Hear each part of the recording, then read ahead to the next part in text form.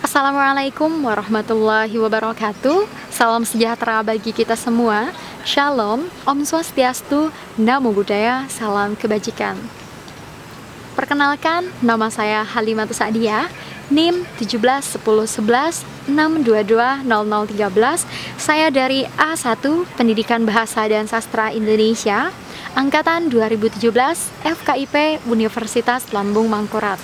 Nah, di sini saya ingin menjelaskan hal yang berkenaan tentang gangguan berbahasa. Untuk referensi buku yang bisa kita baca bersama, yaitu karya dari Abdul Khair, Psikolinguistik, Kajian Teoretik, untuk terbitan Trineka Cipta. Berbicara tentang gangguan berbahasa, perlu kita ketahui, orang normal yang tidak mengalami gangguan berbahasa, antara fungsi otak dan alat-alat berbicaranya tidak ada masalah. Jadi secara kebalikannya, orang yang mengalami gangguan berbahasa berarti ada gangguan pada kemampuan berpikirnya atau fungsi otaknya dengan alat-alat berbicaranya. Itulah yang menyebabkan hadirnya gangguan berbahasa.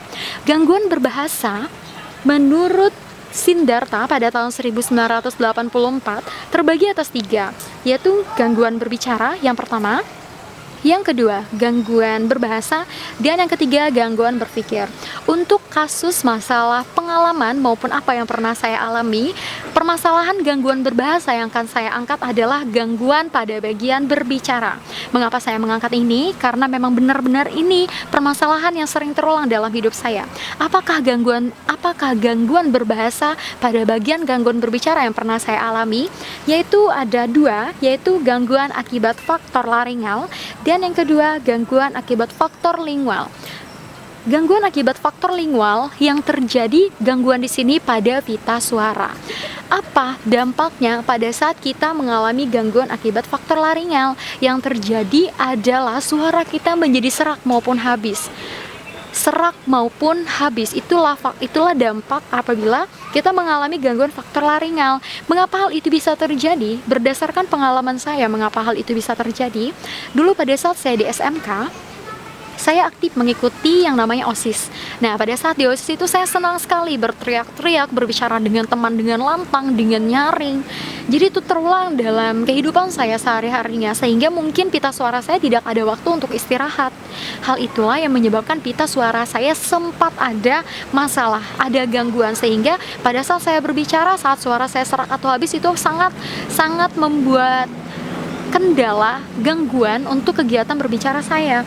Lalu pada saat saya menghadapi gangguan akibat faktor laringal ini, apa yang saya lakukan? Yang saya lakukan adalah, dulu saya orang yang kurang rajin untuk minum air putih.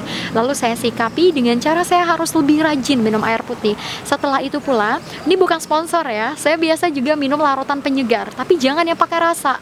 Larutan penyegar yang memang benar-benar hambar, yang tidak ada rasanya. Nah, itu.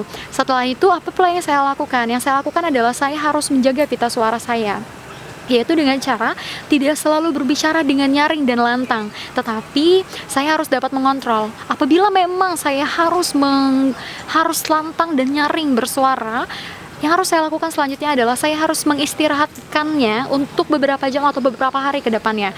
Jangan sampai hari ini sudah lantang, besoknya lantang. Nah, itu akan merusak, bukan hanya mengganggu, bahkan bisa merusak pita suara.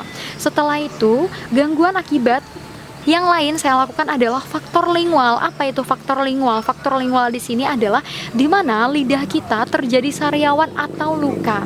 Nah, pernah kita rasakan sendiri apabila kita dihadapkan dengan hal tersebut, maka biasanya kita untuk berbicara pun akan sangat sulit menggerakkan lidah kita.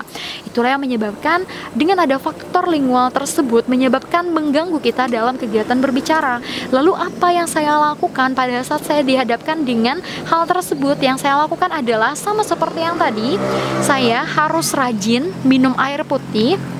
Setelah itu harus rajin minum vitamin C dan juga makan buah-buahan. Itu. Nah, meskipun itu hal-hal yang mungkin itu hal biasa saja, serak suara, sariawan dan lain sebagainya. Benar, itu hal yang kecil, tetapi apabila hal tersebut datang, kita juga akan mengalami keterkendalaan dalam berbicara. Apalagi misalnya kita berkecimpung dalam bidang public speaking, maka dampak-dampak yang terjadi adalah suara kita kadang-kadang jelas, kadang-kadang tidak apabila kita menghadapi masalah tersebut. Lalu juga dari segi lingual, apabila kita agak kesulitan dalam menggerakkan lidah kita, maka yang terjadi kita akan menyampaikan segala sesuatunya mungkin ada yang kurang jelas, ada beberapa kosakata yang kita akan agak kesulitan menyampaikannya. Nah, jadi hal-hal seperti itu perlu sekali kita perhatikan dan menjaga kesehatan medis maupun alat-alat ucap kita untuk keberlangsungan kemampuan berbicara kita. Mungkin cukup sekian yang saya sampaikan. Terima kasih atas perhatiannya. Mohon maaf atas segala hilaf. Saya tutup dengan mengucap Assalamualaikum warahmatullahi wabarakatuh.